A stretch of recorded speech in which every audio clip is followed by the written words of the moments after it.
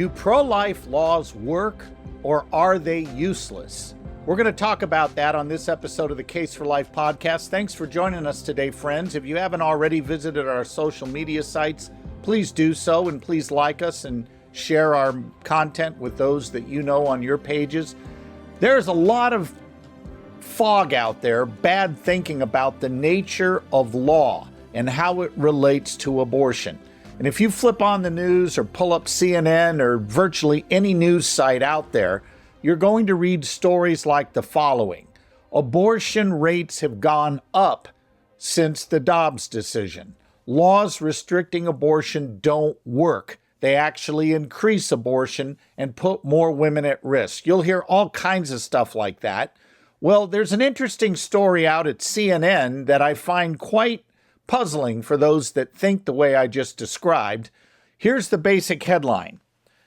Birth rates have increased in states with abortion bans. This is CNN, not Right to Life News, not conservative news. This is CNN. And what the story goes on to say is, in those states where there are abortion bans in place, the number of births have gone up dramatically in some cases. And they cite states like Texas, Tennessee, and other red states that have abortion laws in place restricting abortion. Now, here's what's interesting about that.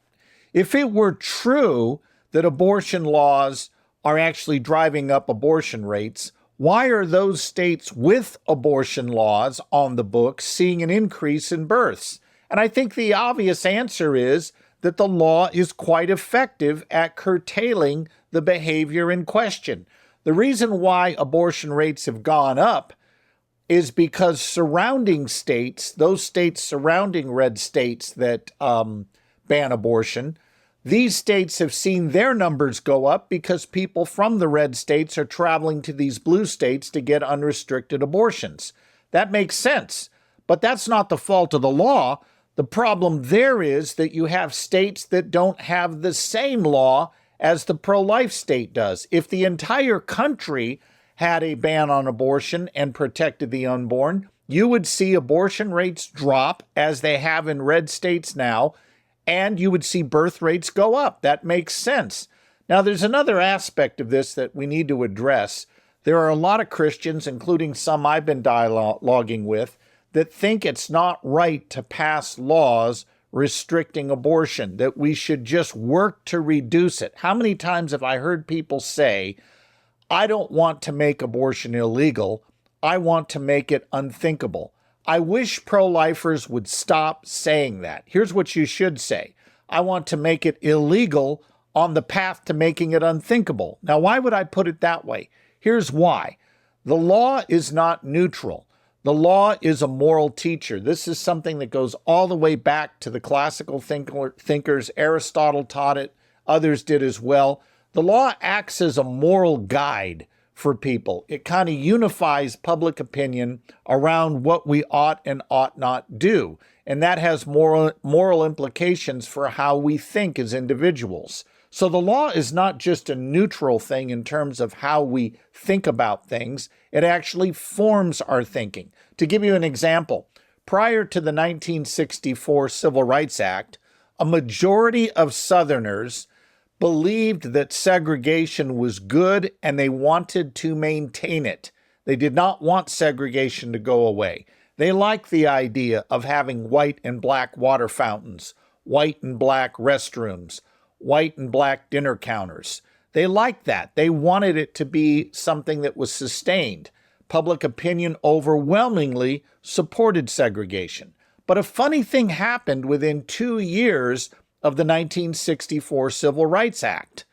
Within 2 years, a majority of Southerners thought that segregation was bad, and they applauded the new laws striking down segregation. What changed? The law changed, and that changed hearts at some level. Now, it's true the law can't change everyone's heart. It's also true that laws alone are not enough for bringing a person to salvation. I mean, obviously, only the gospel does that. Only belief in the Christian gospel that Jesus took our place on the cross, died for our sins, bore the wrath of God, and was raised from the dead 3 days later as proof of our justification, only that message saves. However, not everybody will undergo a heart change, and this is key. It's true the gospel changes hearts, and it's true we need to preach the gospel to change hearts, but there will be many people whose hearts will never be changed. And here's where the purpose of the law comes in. The law is not necessarily there to change hearts, though I've just given you evidence, citing the 64 Civil Rights Act, that often that does in fact happen.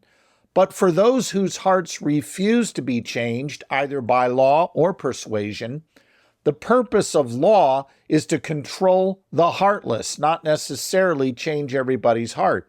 And this is a quote I've used many times by Martin Luther King. When he was confronted with this question at the University of Western Michigan in 1962, a man stood up and said, "Dr. King, the law cannot make the white man love you, so why are you so focused on changing laws?" And King gave a brilliant reply. He said, "Sir, it's true the law cannot make the white man love me, but it can stop him from lynching me, and that matters." That's precisely it.